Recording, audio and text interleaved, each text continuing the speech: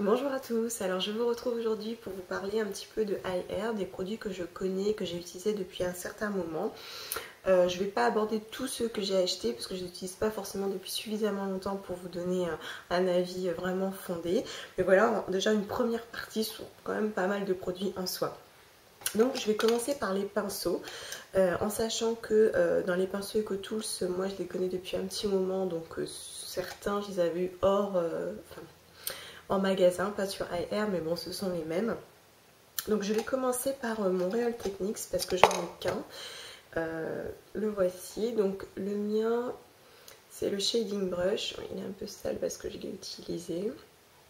Donc c'est un petit pinceau plat, légèrement en éventail.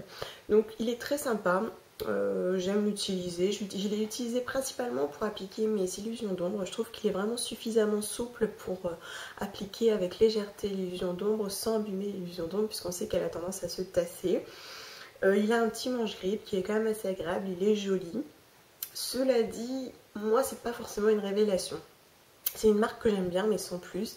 Pour dire, je n'en ai pas racheté. C'est le seul et unique que j'ai et je ne compte pas du tout en racheter. Cela dit, c'est un bon produit. Voilà, il ne m'a pas plus séduite que ça, mais c'est un bon produit. Là où j'ai été plus emballée, ce sont par exemple avec les Everyday Minerals. Ces pinceaux, je les connaissais de nom, mais voilà, j'avais l'occasion de les acheter à des coûts plus intéressants, à des prix plus intéressants, et j'avais commencé par prendre celui-ci. Alors au niveau des noms, je ne me rappelle plus, mais c'est un pinceau estompeur de type fluffy, mais très souple et long. Donc celui-ci, ça va être plus pour déposer la matière sous l'arcade et dégrader. Il est vraiment très souple et emmène bien la matière, je l'aime vraiment beaucoup. Je l'aime particulièrement aussi pour son apparence. Donc vous avez un manche en bambou verni qui est vraiment très joli. Je trouve que la longueur est très bien. Et puis on a des poils vraiment très doux, donc que des poils synthétiques. Et j'avoue que j'y suis sensible. Ils sont un peu plus chers que les EcoTools, mais voilà, j'en ai quelques-uns et j'en suis très contente. J'ai également un pinceau dôme. Donc il n'y a pas de numéro et pas de nom dessus. J'ai un pinceau dôme, donc voilà, un petit pinceau boule. Finalement, je l'utilise moins que ce que je ne pensais. Cela dit, c'est quand même un bon pinceau. Je pense que ça ne fait pas partie des indispensables, mais c'est un pinceau qui me plaît. Et ensuite, alors je l'ai aussi un peu utilisé là. C'est un pinceau plat mais à tranche vraiment fine et plate. Donc par rapport au Real Techniques, vous voyez, il est plus grand. Il est très intéressant aussi. Là, l'avantage, c'est que comme la tranche est fine, on va pouvoir travailler en ras de cils. Il est suffisamment ferme. Je l'aime aussi beaucoup. C'est vrai que ces pinceaux-là, je trouve quand même qu'on a une très bonne qualité. On va dire que ce sont mes seconds favoris, puisque les premiers, ce sont les EcoTools. Je ne trouve pas de meilleur rapport qualité-prix que ces pinceaux, que je trouve vraiment très doux et très agréable à utiliser.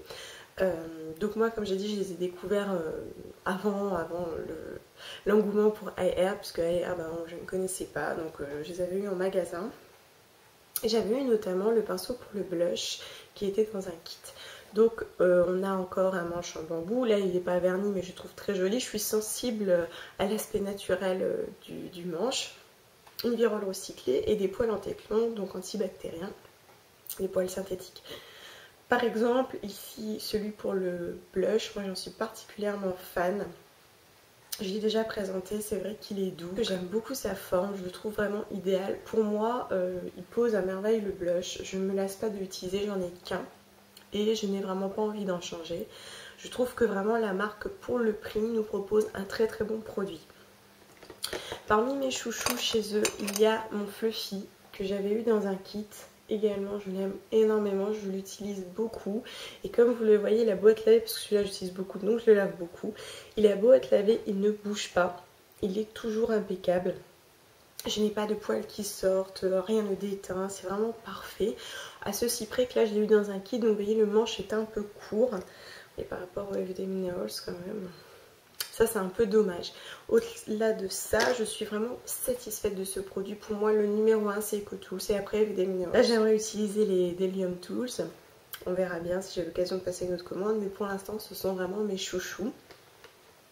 J'avais également testé le pinceau crayon, celui-ci.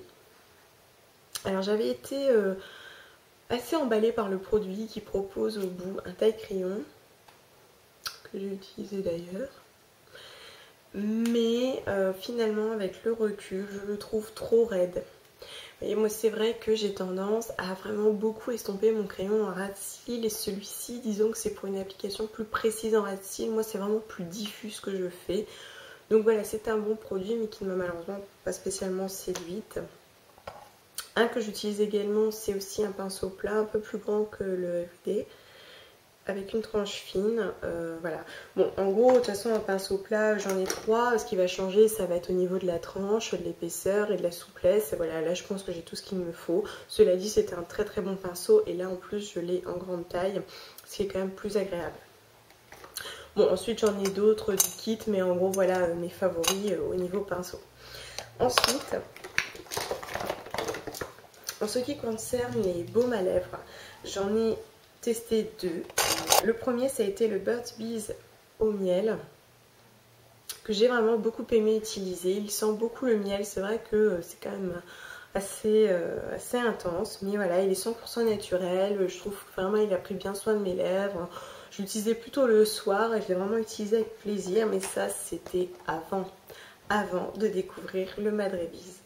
Alors celui-ci, il est naturel et bio et surtout il n'est pas cher. Pour 85 centimes de dollars, je trouve que vraiment on en a pour son argent. Ce qui me plaît chez lui, je m'en cache pas, c'est son prix. J'utilise beaucoup de baume à lèvres, du coup forcément je suis sensible au prix. Donc moi je n'ai essayé que celui à la grenade. Et je trouve que vraiment l'odeur est agréable, voilà, c'est fruité, c'est sympa, j'utilise avec plaisir et mon conjoint aussi. Il est suffisamment hydratant, pour moi ça fait partie des meilleurs produits que j'ai trouvé sur Ayer. Après un dissolvant, donc j'avais testé le Honeybee Gardens. Bon, il est presque fini.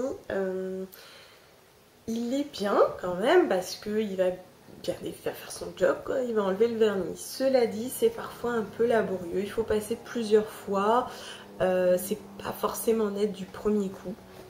Donc c'est vrai que c'est pas forcément le produit que je vous recommanderais sur le site, notamment si vous portez beaucoup de paillettes. Alors là c'est la croix à la bannière, c'est vraiment compliqué. Il sent quand même fort de toute façon le dissolvant, ça reste un dissolvant. Donc voilà, je l'utilise et je l'utiliserai jusqu'au bout, mais bon, ça fait pas partie de mes favoris. Ensuite, la lotion de Thayers à la rose, dont j'avais déjà parlé et que je descends très doucement parce que je l'alterne avec un hydrolat. J'aime beaucoup cette lotion. Je l'utilise après m'être démaquillée à l'huile le soir et elle est tellement hydratante et réconfortante que je n'utilise pas de crème ensuite. C'est-à-dire, pourtant j'ai la peau sèche, bon je profite aussi des bienfaits de l'huile évidemment. Donc il y a de l'aloe vera et de la rose, donc voilà, ça va aussi être réparateur et réconfortant. Je trouve que c'est une lotion vraiment complète, c'est un tonique vraiment parfait.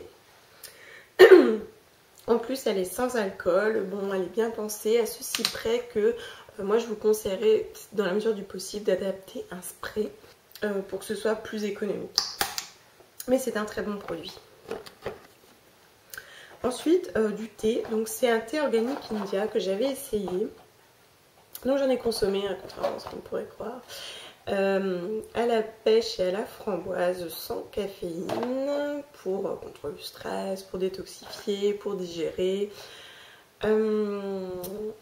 Pourquoi je ne le descends pas plus vite que ça, parce que je consomme énormément de thé, c'est parce que je trouve qu'il est assez léger, il manque de goût, il manque de saveur, il manque de parfum, d'intensité. En tout cas pour moi, à mon goût, surtout que je ne rajoute ni sucre ni miel.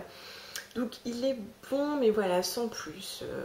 Vraiment, ça manque un peu de punch. Bon, cela dit, il reste très agréable. Et je pense qu'en plus, effectivement, il est assez relaxant. Je le rachèterai pas, mais bon, c'est un produit quand même que je suis contente d'avoir découvert. Ensuite, le beurre de cacao à l'huile de jojoba de Now Solution que j'ai acheté que j'ai eu dans ma dernière commande. Alors, je l'avais pris à l'huile de jojoba. Alors déjà, je voulais l'utiliser comme huile démaquillante, faite en beurre, pour le mettre, etc. Et je l'avais pris avec de l'huile de jojoba en espérant que la texture soit plus souple que d'ordinaire. Mais pas du tout. Donc le beurre de cacao c'est assez dur, dense et solide. Et là en fait l'huile de jojoba n'y change rien. Il reste assez solide. Donc je l'ai utilisé mais j'ai beau passer mon doigt dessus, il se passe rien. Hein. Il faut y aller quand même assez fort. Donc il sent très bon le cacao. C'est du bonheur. La seule chose c'est pour l'utilisation. Donc je pense qu'il faut...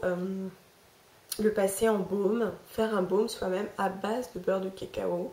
Il n'y a pas 36 solutions, ou alors à chaque fois le faire fondre, mais bon je vois pas trop l'intérêt. Je suis pas adepte du micro-ondes, donc moi ce serait dans l'eau chaude, donc ça veut dire que c'est long, enfin bon voilà, c'est pas forcément l'idéal. Cela dit, je pense quand même que c'est un bon produit, c'est juste que dans l'usage il faut un petit peu l'adapter. Ensuite, un shampoing aussi de No Solution, Berry Full. Donc ça y est, je l'ai testé et je l'aime énormément. En fait, c'est donc un shampoing pour cheveux fins et sans volume.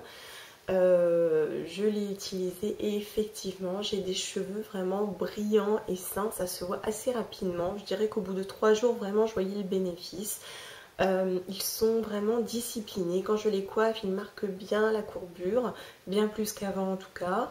Il va effectivement donner du volume qui va rester au fil de la journée. La première fois, j'avais pas vu ce résultat. La deuxième fois, pas trop. Le troisième jour, j'ai commencé vraiment à avoir du résultat sur le volume. Et je trouve qu'il est vraiment très efficace. Mais en plus, c'est vrai qu'on voit qu'ils sont bien disciplinés et bien brillants. On voit qu'ils sont vraiment... Ils se sentent bien, mes cheveux. J'ai vu la différence déjà dans le miroir et même au toucher. J'en suis vraiment très contente. La seule chose c'est qu'il mousse très peu, donc il faut bien répartir le produit sur la chevelure. Et dedans donc vous avez de l'aloe vera qui donc effectivement permet le traitement des cheveux, et on voit un petit peu cette gelée qui est en fait l'aloe vera, c'est ce qui coule ici. Donc on voit bien la présence d'aloe vera qui est quand même très présente donc dans ce produit, et donc on va vraiment profiter, on va vraiment avoir le bénéfice de ce produit, et je pense que c'est d'ailleurs ce qui marche le mieux sur la santé de mes cheveux parce que c'est ce qui m'a marqué en premier. Au niveau de l'odeur, c'est une petite odeur douce et sucrée agréable, assez discrète mais qui me va tout à fait. C'est vrai que des fois on utilise tellement de produits, on a tellement de choses, tellement de parfums que au contraire moi ça me satisfait amplement. C'est vrai que le fait que ça mousse peu, c'est un confort, ça peut gêner un peu pour répartir sur la chevelure, mais il faut savoir que l'importance de la mousse n'est pas relative aux qualités de lavage. Donc voilà, moi c'est un très bon produit que je recommande vraiment, que j'aime beaucoup et que je rachèterai sans doute très prochainement. Et enfin, pour terminer, mon baume. Alors, le Metin Mamaz Sweet Bee Magic All-in-One Healing Skin Cream, que voici. Donc j'ai commandé dernièrement, donc à base de miel, de propolis, de gelée royale, et en fait c'est vrai que je l'avais acheté en priorité pour mon fils qui fait de l'eczéma, qui me fait des plaques de sécheresse, qui tout ce qu'on veut, des irritations. Et voilà, je sais que tout ça, le miel, la propolis, ça a des vertus antibactériennes et réparatrices assez importantes, donc j'avais vraiment très envie de le tester. Donc ça y est. Alors au niveau de l'odeur, ça sent un petit peu la cire d'abeille quand même quand on l'applique, on le sent quand même pas mal, mais c'est une odeur assez agréable et douce. Voici donc le baume. Ils fond très facilement sous les doigts, du coup on a tendance à bien l'utiliser, on l'utilise quand même pas mal. C'est un bon produit, vraiment gras, qui va apporter du confort et sans doute assouplir la peau. Mais malheureusement, il ne m'a pas satisfaite, en tout cas vis-à-vis de mon fils. Ça n'a pratiquement pas eu d'effet sur l'eczéma, j'ai dû passer sur autre chose. Et puis au niveau des irritations autour de la bouche, ça a été jusqu'à ce que ça s'intensifie. Là, ça n'arrivait plus, c'était plus suffisant. Je pense qu'il manque un autre ingrédient réparateur, ou peut-être de l'eau finalement. Peut-être que si c'était lié à de l'aloe vera, on aurait quelque chose de plus complet, mais là en l'occurrence, moi ça ne m'a pas satisfaite. Je pense que c'est un bon produit. Notamment par exemple, j'ai vu le bénéfice sur des petites griffes. Il s'était griffé le visage parce qu'il a fait une machin. Et en fait, ça a aidé la réparation de la griffe quand même. C'était assez surprenant, je l'avoue. Je pense que ça lui a apporté du confort quand même au niveau de ses plaques d'eczéma. Mais au niveau de la réparation, moi j'ai pas trouvé ça transcendant malheureusement, j'ai été un peu déçue. Je le garde parce que je pense que ce sera très utile pour plein d'autres choses. Mais c'est vrai que vu l'usage que j'en ai, finalement je vais avoir le même qu'avec l'aloe vera, le mettre sur des petites blessures, des irritations, des rougeurs ou même sur les fesses, j'en ai mis un petit peu. Donc voilà, c'est un bon baume mais qui à mon sens ne justifie pas son prix. Donc voilà pour la première partie, j'espère que ça vous aura donné un petit peu des idées. N'hésitez pas aussi à partager vos coups de cœur, moi ce sont les miens, mais le site est tellement vaste, je sais qu'il y en a bien d'autres. Et puis voilà, je vous remercie de m'avoir regardé, je vous dis à bientôt.